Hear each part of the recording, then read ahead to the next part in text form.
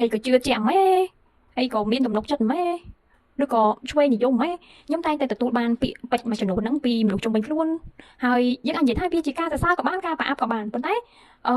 ឡូវយើងចាត់ទុកថាវាជាការសរសើរណាអាហ្នឹងបានមកពីថាយើងមានទំនុកចិត្តជាមនុស្សដែលមានទំនុកចិត្តទោះបីជាស្ថិតនៅក្នុងស្ថានភាពលំបាកប៉ុណ្ណាក៏ដោយក៏ខ្ញុំគាត់ថាខ្ញុំមានទំនុកចិត្តគ្រប់គ្រាន់គេហៅអង់គ្លេសហៅ confident គ្រប់គ្រាន់ក្នុងការដោះស្រាយបញ្ហាឬក៏ចាប់ផ្ដើមធ្វើអីមួយដែលយើងចង់ធ្វើអញ្ចឹងបើអ្នកទាំងអស់គ្នាកំពុងតែចង់ build confidence ខ្លួនឯងឬក៏បង្កើនទំនុកចិត្តខ្លួនឯងក្នុងការដោះស្រាយបញ្ហាឬក៏ធ្វើចាប់ផ្ដើមធ្វើអីមួយណា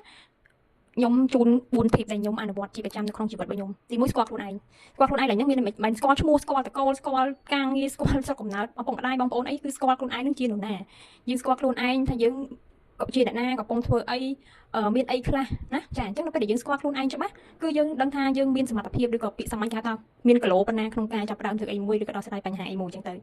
ទី2គឺយើងត្រូវយល់ពីស្ថានភាពឬក៏យល់អំពីរឿងរ៉ាវណាមួយដែលយើងចង់ធ្វើអញ្ចឹងដើម្បីបង្កើន confidence ឬក៏បង្កើនទំនុកចិត្តខ្លួនឯងបានតើយើងដឹងថាស្គាល់ថាវាជាអីសិនមែនទេទីហោថាយើងចង់ធ្វើអីមួយយើងត្រូវដឹងថាហ្នឹងវាជាអីគេធ្វើវាមិនគេចង់ធ្វើទៅវាបានអីអញ្ចឹងណាចាអញ្ចឹងនៅពេលដែលយើងស្គាល់របស់ហ្នឹងមួយឬក៏រឿងរ៉ាវហ្នឹងមួយវាធ្វើឲ្យយើងកាន់តែមានទំនុកចិត្តរៀបចំខ្លួនត្រៀមខ្លួនដើម្បីដោះស្រាយវាឬក៏ដើម្បីធ្វើវាទី3គឺ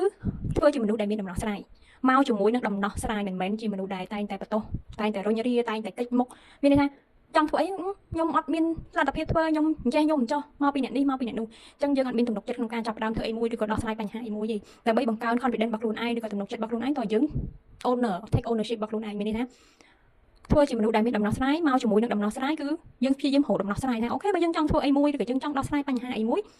តើមានដំណោះស្រាយអីខ្លះតើមានវិធីអីខ្លះដែលយើងអាចធ្វើវាបានតើបើសិនជាមានបញ្ហាតើយើងដោះស្រាយវាមិនអញ្ចឹងណាអញ្ចឹងអាហ្នឹងហើយដែលធ្វើយើងមានទំនុកចិត្តក្នុងការចាប់ផ្ដើមធ្វើអីមួយជាមនុស្សដែលមានទំនួលខុសត្រូវទី4ចុងក្រោយគេគឺ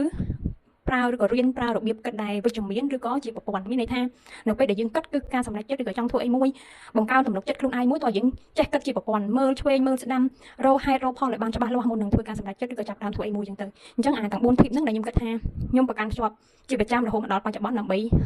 ដោះស្រាយបញ្ហាចាប់ផ្ដើមធ្វើអីមួយបង្កើនទំនុកចិត្តខ្លួនឯងហើយគេហៅថាប្រកាន់ខ្ជាប់ក្នុងការជីវភាពរស់នៅប្រចាំថ្ងៃណាអញ្ចឹងអរគុណច្រើនជួបគ្នានៅវីដេអូក្រោយបាយបាយ